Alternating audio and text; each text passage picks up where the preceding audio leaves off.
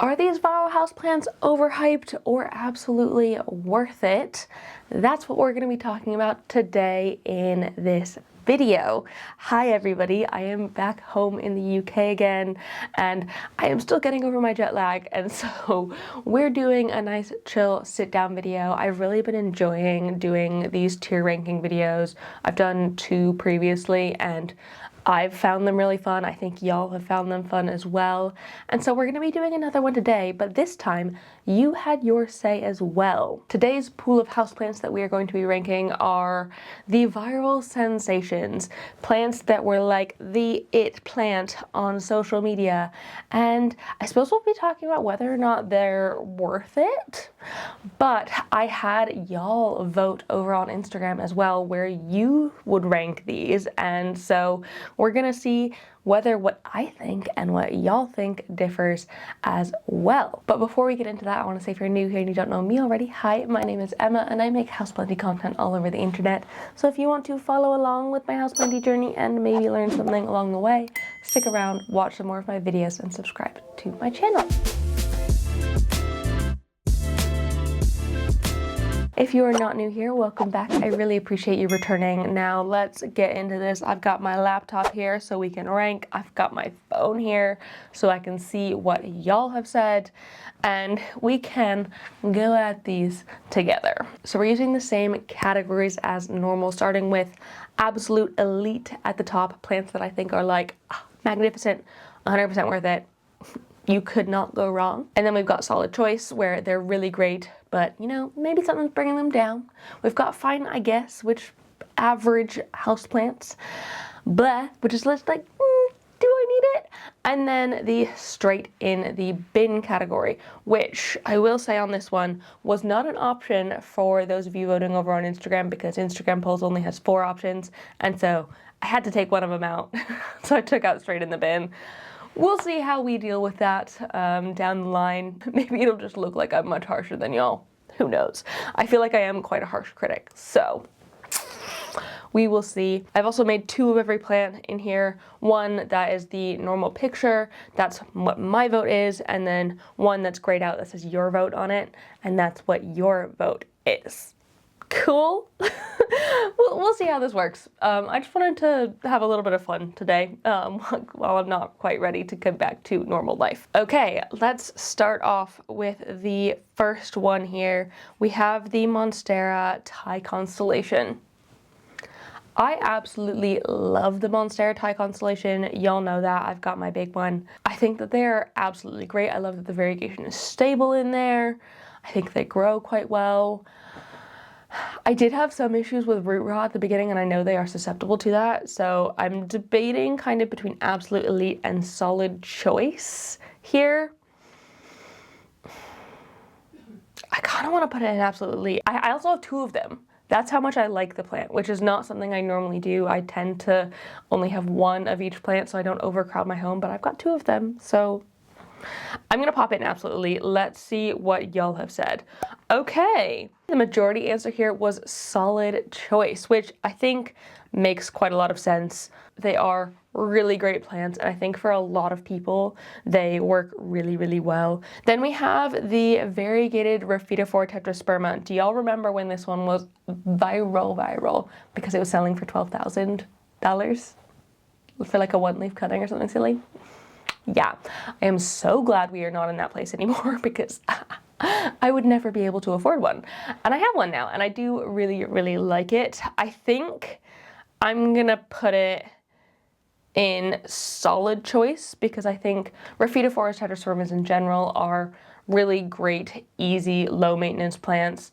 The variegation on mine personally, so I guess I can only speak from my experience, is not the like sturdiest. I haven't found that it stays super variegated even though I feel like it's in a fairly bright light. So it's not like tip top, but I do really like it. I wonder what y'all have said. Oh my goodness, okay, I'm surprised by this. General consensus is fine, I guess, at 44%. Potentially that could be because there's not as many people who have it. I don't know. I feel like in general, Rafida tetraspermas are like chill. In the US, they are more expensive and harder to get than they are here in the UK, just the plain ones even. So maybe that's it a little bit. I really like them. Maybe people don't like them because they're smaller leaved. I don't know. But so far, y'all have just been one step down from me. But maybe that's because I've started out with some really solid ones. So, oh, okay, yeah, we're not straying far from solid because the next one is the Cebu Blue, which is undoubtedly, again, an absolute elite plant for me. Again, I've got one up here. I have another one in the living room. I have two. Solid choice for me. I will always have a Cebu Blue in my collection because I love them so freaking much. And this vote, I am really, really surprised by. It was like fairly even between solid choice and fine, I guess. Bruh. I cannot believe y'all think, like so many of you think they're just fine. Like a third of you think they're just fine. Most of you said solid choice. I'm putting it there because, but what? That is just wild to me. I don't, like, but the majority just saying solid choice or fine, I guess, baffles me. I don't know, but that's what y'all have said, so, you know, it's fine, I guess. Then we have the Philodendron Ilsmanii, which I only got in late 2025, so I've not quite had it for a year yet, but I really enjoyed it. I think I'm going to pop it in.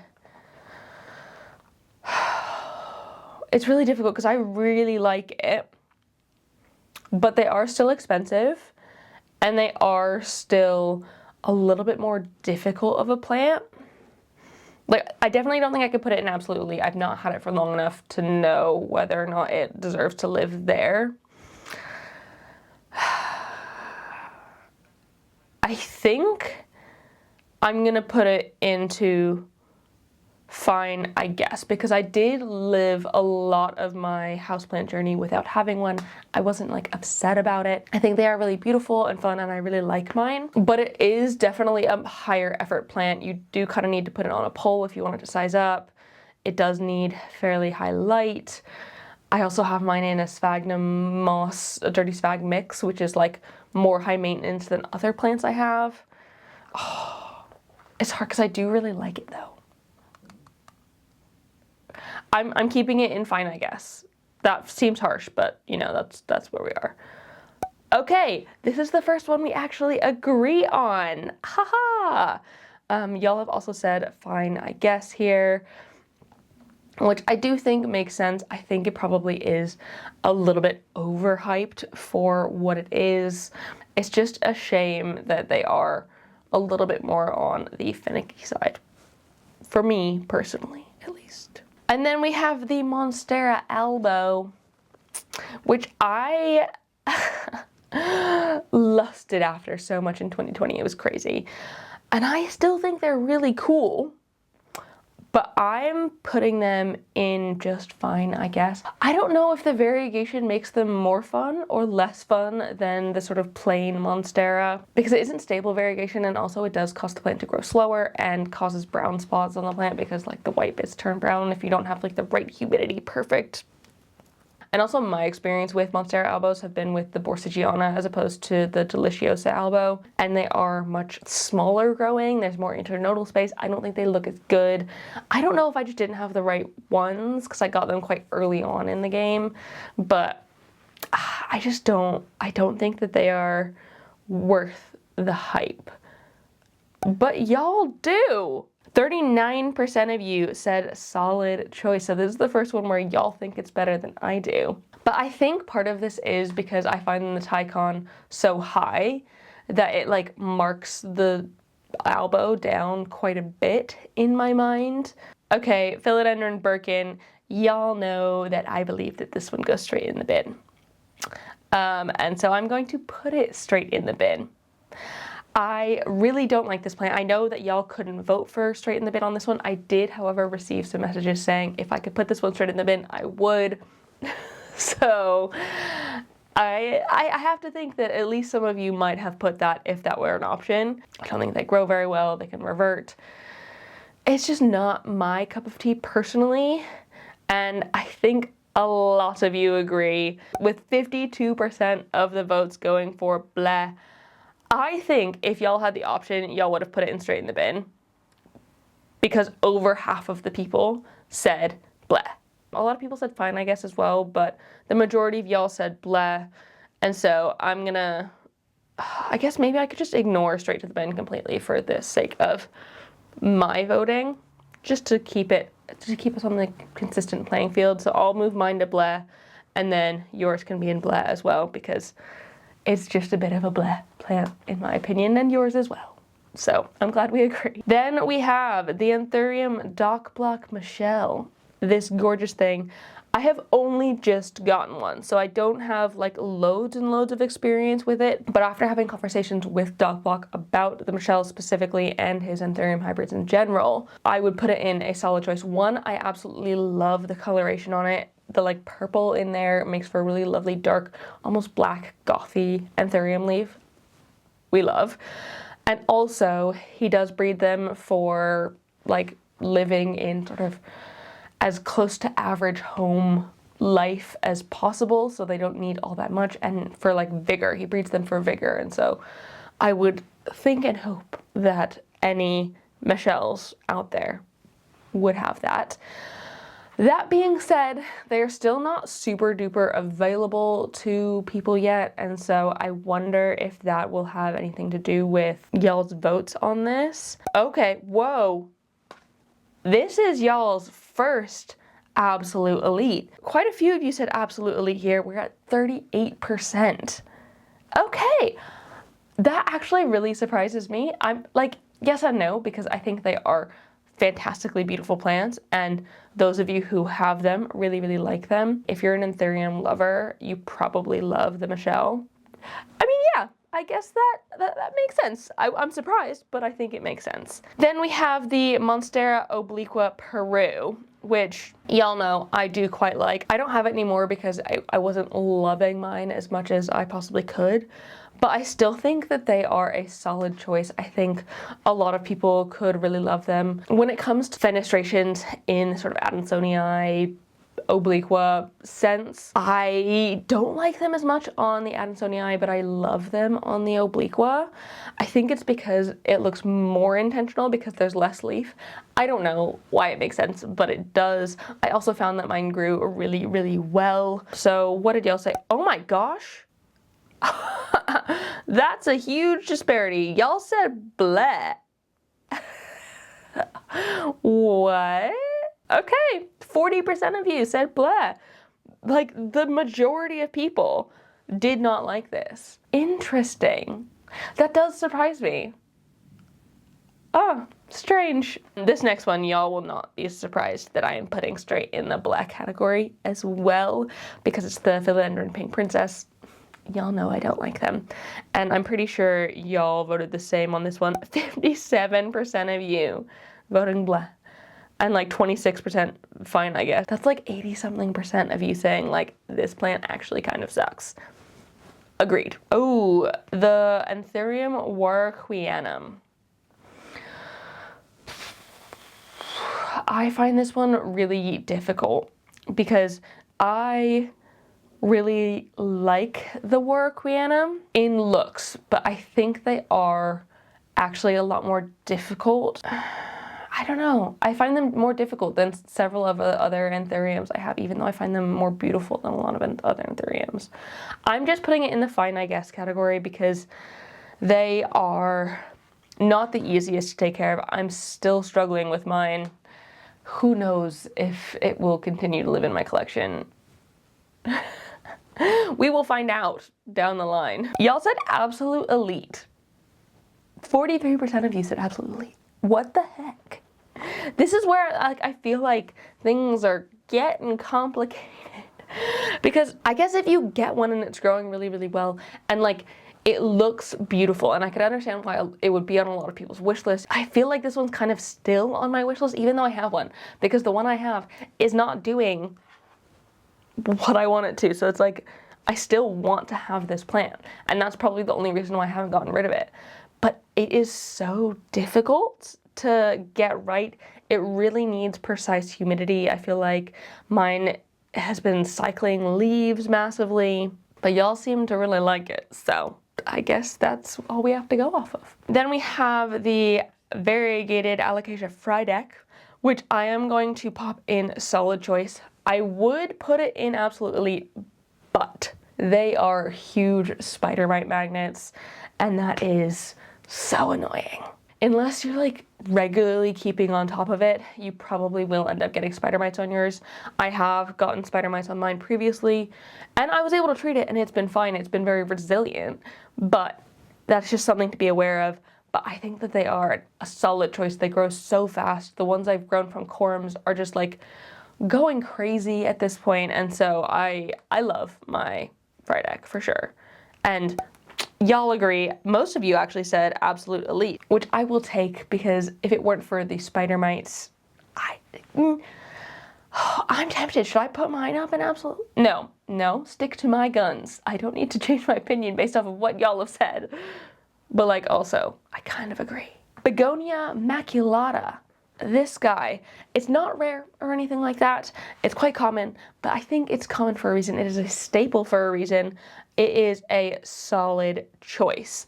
The only reason this one is not going in absolute elite is because they are thirsty. They're very, very thirsty, and it took me ages to figure that out. I tried so many cane begonias at the beginning of my plant journey, and I just like could not figure out how to take care of them until I figured out they really liked water and popped them in semi-hydro, and now they are thriving. So like nowadays in my collection, I'd say it's absolute elite, but if we're looking at my entire collecting journey, they're going in solid choice because I think they are a solid choice.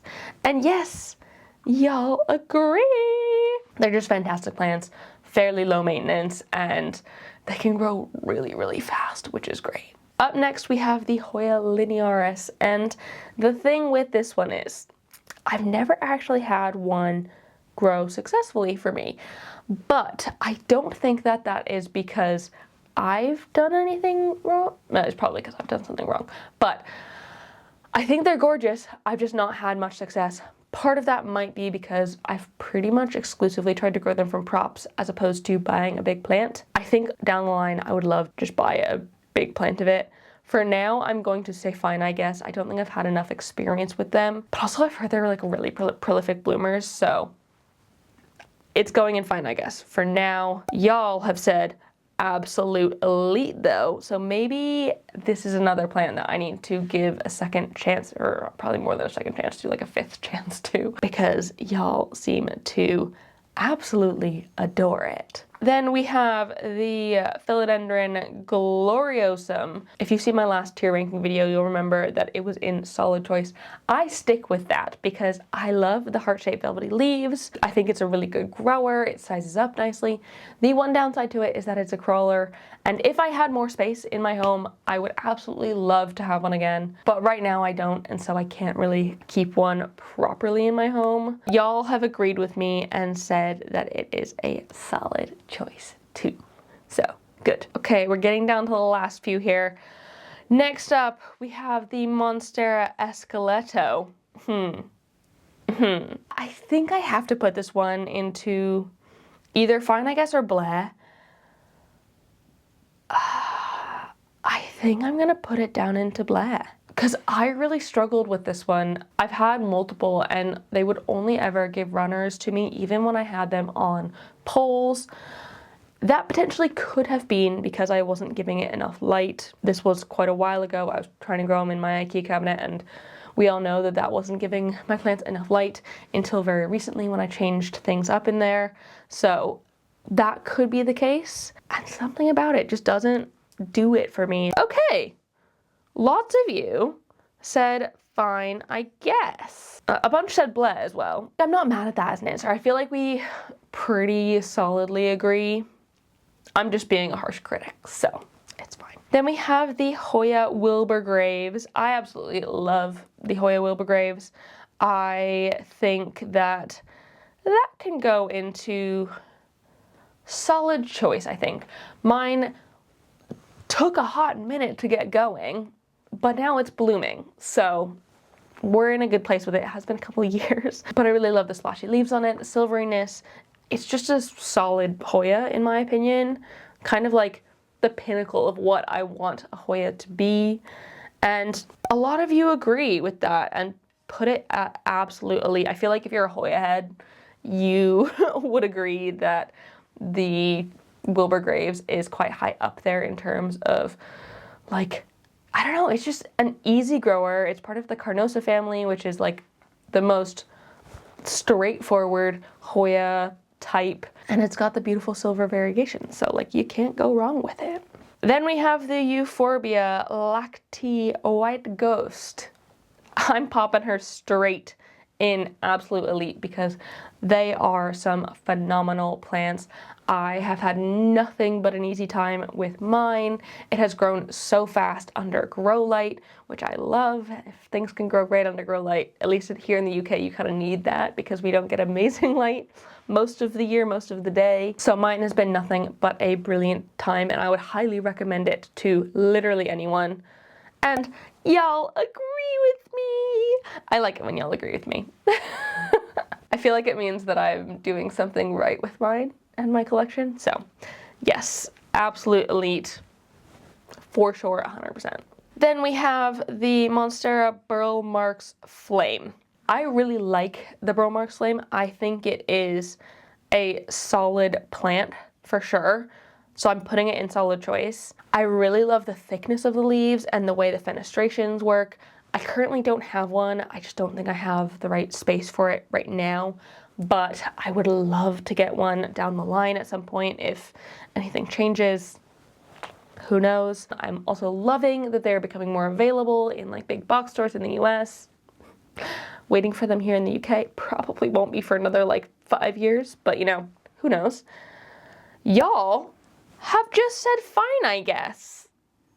Which is fair. I feel like they're not everyone's cup of tea, so that does make sense. And like not as many people have necessarily tried them because they are still on the like newer viral plant list. Then we have the Maranta Lemon Lime, which I got slated for in my last video for putting it at absolutely. So I'm gonna feel guilty and bring it down to solid choice.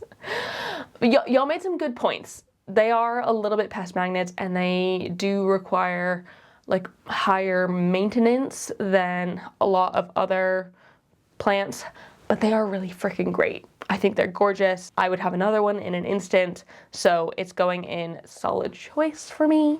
And y'all have said, oh goodness, this was a very, very even round. Y'all have just said fine, which, yeah, I feel like if you're not into Marantas, you won't like them. But I'm into Marantas, and so I like it. And then last, but probably one of the least in my mind as well, is the Philodendron Milano Chrysa. It's going straight in black. It did not take me long to make that decision. I find the Milano Chrysa so freaking frustrating. I could never get them to size up, even on a pole, even getting high light. I don't know what I was doing wrong with it. A lot of the leaves came out like warped. It was a pest magnet. It was just a bad time for me. I did not have fun with my Milano Chrysa. So let's see what y'all think. I'm a little bit surprised. Y'all have generally said fine, I guess. Which, that feels a bit, I don't know, I feel like you're giving it too much. I've had nothing but trouble with mine, and I know so many people who've also had nothing but trouble with theirs. So, I don't know. That was fun. Okay, so here are my rankings versus your rankings. I feel like in general we are fairly similarly aligned. The like strangest ones for me were the things that I put in fine, I guess, that y'all put in absolute elite, like the Anthurium warwickwianum and the Hoya linearis. That just like blew my mind a little bit. And then me putting the Obliqua in solid choice and then y'all putting it in blah. I feel like that is, it's really interesting to see how obviously everybody has different tastes and experience, and so everyone's opinions are going to be different, but I just thought it'd be really fun to see how that was, and it is. I really enjoyed that. Thank y'all so much for playing with me on that one. Before I sign off, I want to say a huge thank you to the newest members of my Good Growing fam over on Patreon, Lavender and Caitlin. Thank y'all so much for joining in. I really hope you love it over there. If anyone else is interested in joining my Patreon, the lowest tier is £3 a month, and for that you get the bulk of everything, including live chats and bonus videos and access to the Discord server and general planty and lifestyle fun time with me. If you're interested, the link is down below in the description. If you're not, that is totally fine as well. I do not judge. But otherwise, thank you so much for watching this video. I really hope you enjoyed it. If you did, please give it a thumbs up down below and leave a comment on other houseplanty things you'd like me to talk about in the future, and subscribe for more. I hope you're having a fantastic day, and I will see you in the next one. Don't forget to keep growing. Bye!